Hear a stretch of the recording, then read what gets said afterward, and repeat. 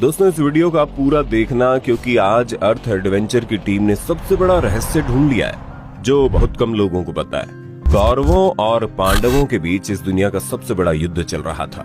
दोनों तरफ से लगभग 50 लाख से ज्यादा सैनिक युद्ध में हिस्सा लिए थे। दोनों तरफ के सैनिकों का सिर्फ एक ही मकसद था, किसी भी तरह से इस युद्ध में विजय हासिल कर ली जाए। 50 लाख की तादाद में सैनिक, आपको जानकर हैरानी होगी कि आज के वक्त में बहुत से ऐसे देश हैं जहां की जनसंख्या 50 लाख से भी कम है।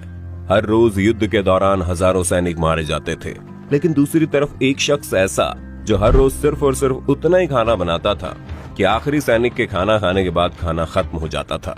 महाभारत का युद्ध खत्म हो चुका था और पांडवों ने दुनिया के इस सबसे बड़े युद्ध में जीत हासिल कर ली थी। उनका राज्याभिषेक भी हो गया, लेकिन अब तक पांडवों के मन में एक सवाल गूंज रहा था कि इतने बड़े सैनिकों के लिए खाना कौन तैयार कर रहा था, और खाना तैयार करने वाला आदमी को कैसे पता चल जाता था कि आज युद्ध के बाद इतने सैनिक मरने वाले हैं और उतना ही खाना बनाया जाए और खाने का एक दाना भी बर्बाद न हो। आगे ध्यान से सुनिए। सवाल उठना लाजमी था, क्योंकि आज जब हमारे घर के 5 सदस्यों के लिए भी खाना बनाया जाता है तो अगले दिन थोड़ा बहुत खाना बर्बाद हो ही जाता है। लेकिन उस वक्त खाना बनाने वाले उस आदमी के पास ऐसी कौन सी ताकत थी कि इतने अधिक लोगों के लिए खाना बनाने के बावजूद भी एक दिन में ऐसा नहीं हुआ कि खाना का एक भी दाना बर्बाद हो जाए। खाना बनाने वाले शख्स को पांडवों के सामने पेश किया गया, जिसके बाद पांडव राजा युधिष्ठिर ने उससे पूछा, आपको कैसे पता चल जाता था कि आज युद्ध में कितने सैनिक मारे जाने वाले हैं और आज सिर्फ इतने ही लोगों का खाना बनाना है। जिसके बाद खाना तैयार करवाने वाले उस शख्स ने ऐसा जवाब दिया कि लोगों की आंखें खुली की खुली रह गई। आगे बताए क्या हुआ। दोस्तों सबसे पहले आपको बता दें, हम जिस युद्ध की बात कर रहे हैं ये हमारे मानव इतिहास का सबसे बड़ा युद्ध था, जिसे हम महाभारत के नाम से जानते हैं। उस युद्ध के दौरान शायद दुनिया का ऐसा कोई क्षेत्र था जहां का सैनिक उस युद्ध में भाग न लिया हो। आप इसे हमारे प्राचीन दुनिया का सबसे पहला विश्व युद्ध भी बोल सकते हैं। आज के वक्त में जब युद्ध होता है तो उसमें कोई भी नियम कानून नहीं होता। कोई किसी पर किसी भी परिस्थिति पे हमला कर सकता है, दिन हो, दोपहर हो या फिर आधी रात हो। आज के समय में जो युद्ध होता है उस युद्ध में किसी भी वक्त दुश्मन के ऊपर हमला किया जा सकता है। लेकिन महाभारत का जो वक्त था वो युग इतना बेहतरीन था कि युद्ध के लिए भी बाकायदा एक नियम होता था। हर सुबह सूर्योदय के साथ एक शंखनाद किया जाता, जिसके बाद दोनों ओर के सैनिक अपने आप को तैयार कर लेते थे और उसके बाद फिर से एक शंखनाद किया जाता था, जिसके बाद युद्ध शुरू हो जाता। और शाम होते होते जैसे ही सूर्य अस्त होने के करीब आता था, एक बार फिर से शंखनाद होता था। दोनों ओर से जितने भी सैनिक मैदान में होते थे वे उसी वक्त अपने हथियार को रोक देते थे और उसके बाद दोनों ओर से सभी सैनिक खाना खाते थे, विश्राम करते थे और घायलों का इलाज किया जाता था। महाभारत का जब युद्ध हो रहा था तो पूरी दुनिया में जितने भी राज्य मौजूद थे वे सभी या तो कौरवों के पक्ष में थे या फिर पांडवों के पक्ष में थे। आप ये भी कह सकते हैं कि पूरी दुनिया को 2 पक्षों में बांटा गया था और लगभग 50 लाख से ज्यादा सैनिक मैदान में डटे हुए थे। उसी वक्त कर्नाटक में एक राज्य हुआ करता था जिसका नाम था उडुपी। वहां पर एक बहुत ही वैभवशाली राजा हुआ करता था जो युद्ध नीतियों का ज्ञानी होने के साथ साथ अपनी प्रजा की भी बहुत अच्छे से देखभाल करता था। वो भी अपने पूरे सैनिकों को लेकर महाभारत के युद्ध में भाग लेने के लिए कुरुक्षेत्र के मैदान में आ गया था। लेकिन जब उसने देखा कि इतनी विशाल सेना मैदान में एक दूसरे को मारने काटने के लिए तैयार है तो वो घबरा गए। उन्हें इस बात का डर नहीं था कि शायद उनके सैनिक मारे जाएंगे या फिर उनकी मौत हो जाएगी, बल्कि वो ये सोचकर परेशान हो गए कि मैदान में 50 लाख से ज्यादा सैनिक है और जब शाम को युद्ध समाप्ति होगी तो उसके बाद उनका खाना कौन बनाएगा, उनके खाने का प्रबंध कैसे होगा।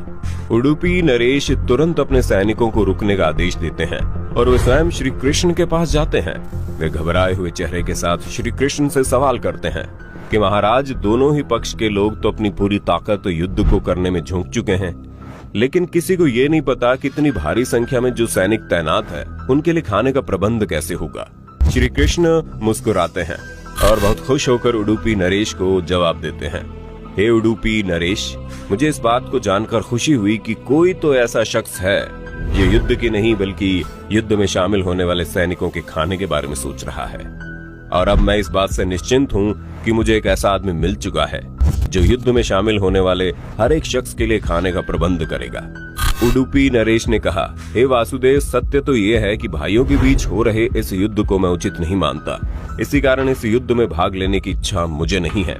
किंतु समय ऐसा हो चुका है कि चाहकर भी इस युद्ध को टाला नहीं जा सकता। इस कारण मेरी इच्छा है कि मैं अपनी पूरी सेना के साथ यहाँ उपस्थित समस्त सेना के भोजन का प्रबंध करूं। इस पर श्री कृष्ण मुस्कुराते हुए बोले, महाराज, आपका विचार अति उत्तम है।